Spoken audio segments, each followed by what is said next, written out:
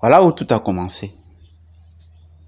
Vous vous êtes souvent posé la question de savoir quel a été le point de bascule de la dégradation des hommes, de la perte d'autorité des hommes, de la dégénérescence des hommes. Eh bien, ce point de bascule-là, le voilà. Sous couvert de romantisme, les hommes ont commencé à s'agenouiller pour demander des femmes en mariage. Sous couvert de romantisme, les hommes ont consacré par ce geste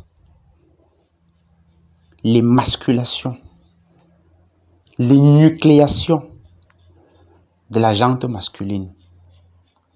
Ils ont consacré par ce geste le coup d'État, la réussite du coup d'État des femmes. Par ce geste, ils ont transféré l'autorité de l'homme vers la femme. Par ce geste, ils ont transformé la femme en trophée, en prix qu'il fallait mériter. Alors que dans l'histoire humaine, l'homme a toujours été le prix. L'homme a toujours été le pilier. Celui-là dont les décisions déterminaient le sort des femmes. C'est l'homme biologiquement. C'est l'homme qui choisit le sexe de l'enfant. Ceux qui n'ont pas fait science, je vous donne un petit cours rapide. La femme n'a que des chromosomes XX. L'homme, lui, a des chromosomes XY. Donc, si l'homme apporte le chromosome X, vu que la femme n'a que les chromosomes X, les deux feront un bébé fille.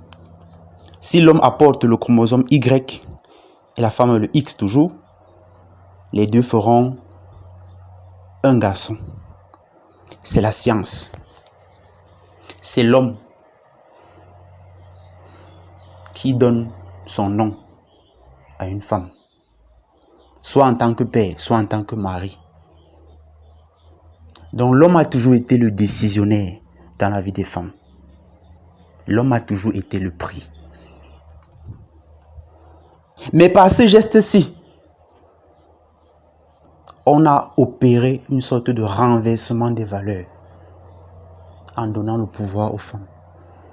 Et après, on vient s'étonner de la montée du nombre de plus en plus grand de ces femmes-là imbues d'elles-mêmes, de ces femmes masculines, de ces femmes autoritaires, entre guillemets, fortes et indépendantes, entre guillemets.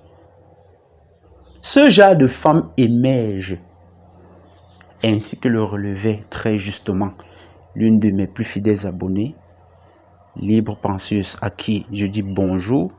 Ce genre de femmes émerge justement à cause de la féminisation des hommes.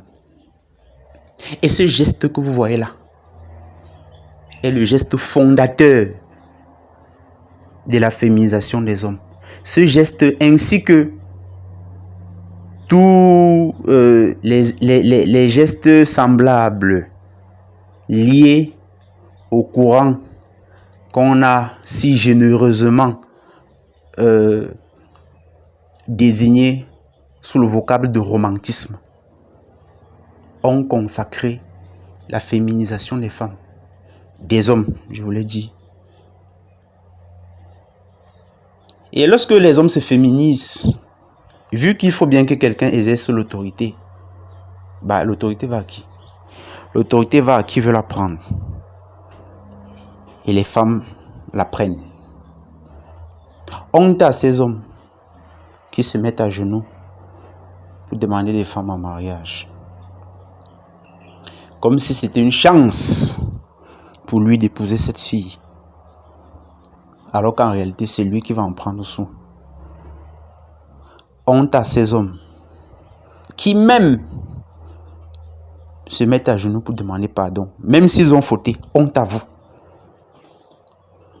Vous pouvez dire que vous êtes désolé sans vous mettre à genoux. Même pas devant votre mère. Je ne sais pas comment les gens ont été élevés. En Afrique, déjà tout bébé,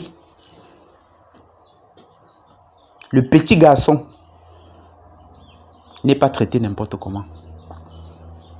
Ne se met pas à genoux, même pas devant sa mère. Et sa mère, il est même interdit à sa mère de le toucher n'importe comment. Renseignez-vous, ça existe dans plusieurs coutumes en Afrique.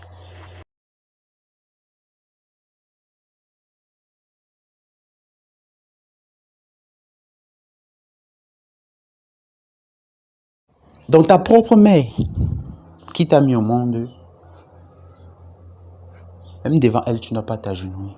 Mais tu vas t'agenouiller devant des kidam, des filles kidam.